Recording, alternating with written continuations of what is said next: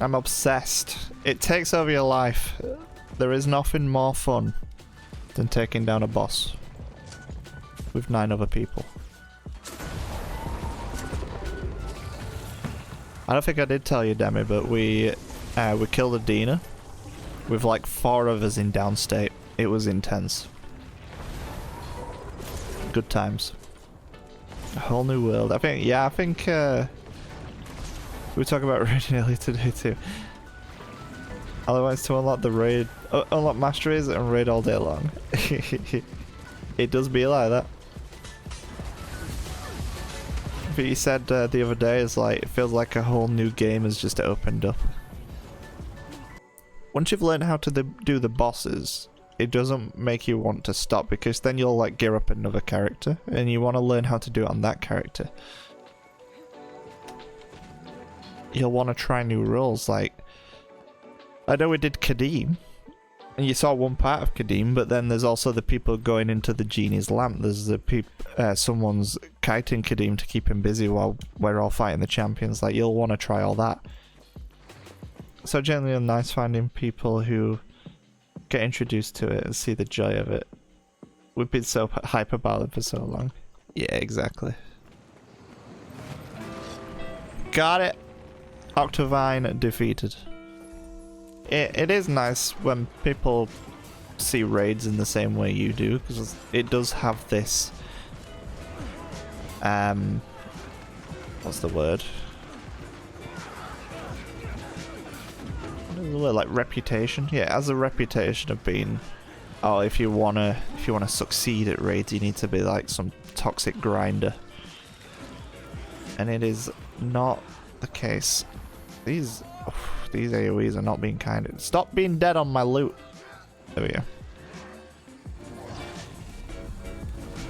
Yeah, it's like if you want to go for the hardest of hard, like a legendary CM, then yeah, you need to do things that I'm probably not willing to do. But just raid normal modes. A lot of fun. Pretty chilled out. It's like, yeah, we're progressing Kainong Overlook CM every Friday night. We've just had our 4th session, I think, 3rd or 4th session. And every week we learn something new about the fight, and it gets smoother and smoother, and we're only doing 2 hours a week, so we've done maybe 6 to 8 hours so far. I can't remember if it's 3 or 4 weeks, but it's still super relaxed. Like, no one's stressing out. We tell jokes, we have a good time, and like that is what it's supposed to be. Raids are just so fun, so I think this is because the LFG is just too cutthroat. The LFG is full of people who just wants to get the kill, and if you're not doing, if you don't know it well enough to just get the kill, then it breeds arguments, because you need to, they just want to get the kill and you're there to learn. It's like that mixed experience, that mixed expectations is going to lead to a bad time. Whereas if you just find someone who, I don't like the training aspect. I don't like the fact that someone is expected to take you into this this boss fight and teach you how to do it. I was like, I know the content is old, but there should be something in the game to help lead people of similar experience into this fight. Like, even the first raid wing, like Veil Guardian, there is still, even though it's really old now, there is still loads of people who have never done it before, and there should be something in game that is like, you want to play with other people who don't know what they're doing, like form a group and learn it together. But then you get the whole like, oh well, it's once, because people don't know how it works, is the group just going to disband and people are going to have a bad time? It's I don't know.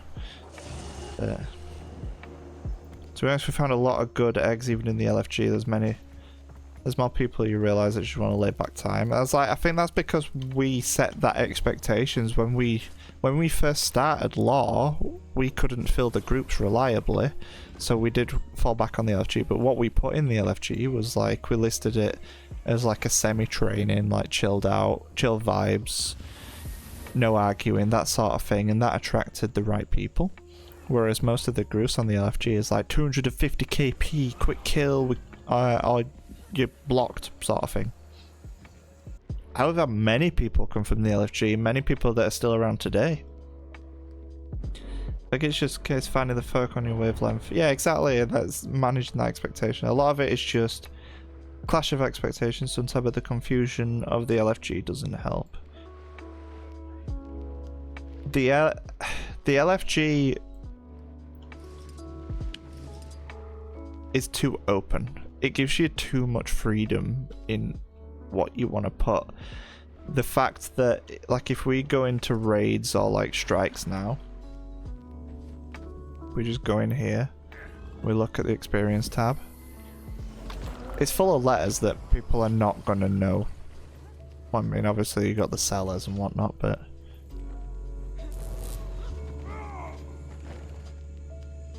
QDPS, ADPS. Someone who's never raided before, the game doesn't teach you what that means. So if you want to learn what that means, you need to go to an external resource and figure it out. It's like we're fortunate enough that we are in a guild full of people that help each other. So we've created the resources in our Discord, and like someone can feel comfortable enough to be like, I'll be honest with you, I ain't got a clue what any of this means. Please tell me. We've got many people who are happy to go over and teach. Like, we're only a small community, and we want people to feel welcome. Our main issue as a community is we don't have enough groups to keep everyone involved. It is. I do my weekly clears. I don't know how to combat that, to be honest, because the game doesn't help people feel comfortable into leading their own groups. But yeah, there is that pressure on the commander to be like, right, the commander decides whether this group wins or loses. So there is no way, or at least I can't figure out a way to remove that, even just internally in our guild. Like, it should be very easy to be like, I'm doing an experienced run, I won't be giving you callouts on voice, so like just kind of know your own thing. Let's just go and kill it. I think ANET need to accept they've created subtypes and implement them to the FG. I would love that. Like a matchmaking thing, be like, oh, we are looking for an elect DPS.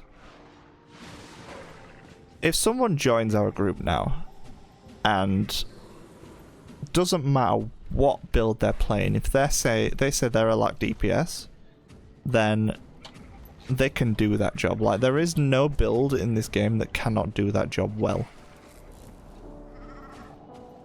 Like, every class has a way of doing it. Someone joined on a Blade Swan doing a lack DPS. I was like, as long as you can keep that lack up, absolutely go nuts. It was like that once upon a time, that it's like, oh, a lack Renegade or get out. You want quickness, bring Firebrand or leave. Those days are long gone.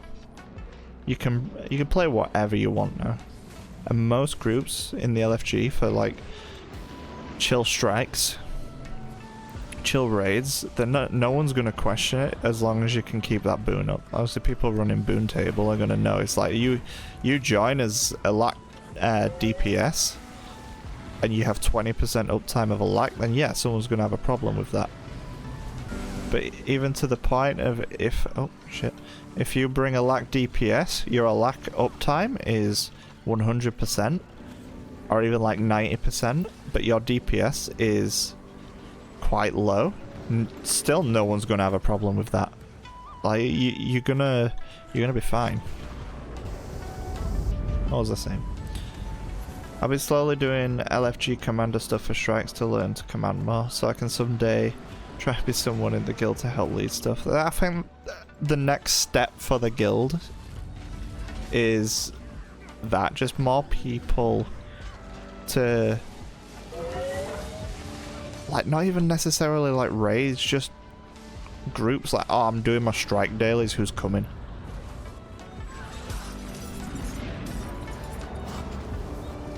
Like, we have quite a few fractal groups pop up, but I feel like because there's no commander tag, people feel a lot more comfortable stepping up to do that, because it's not on them. They don't have that tag on their head.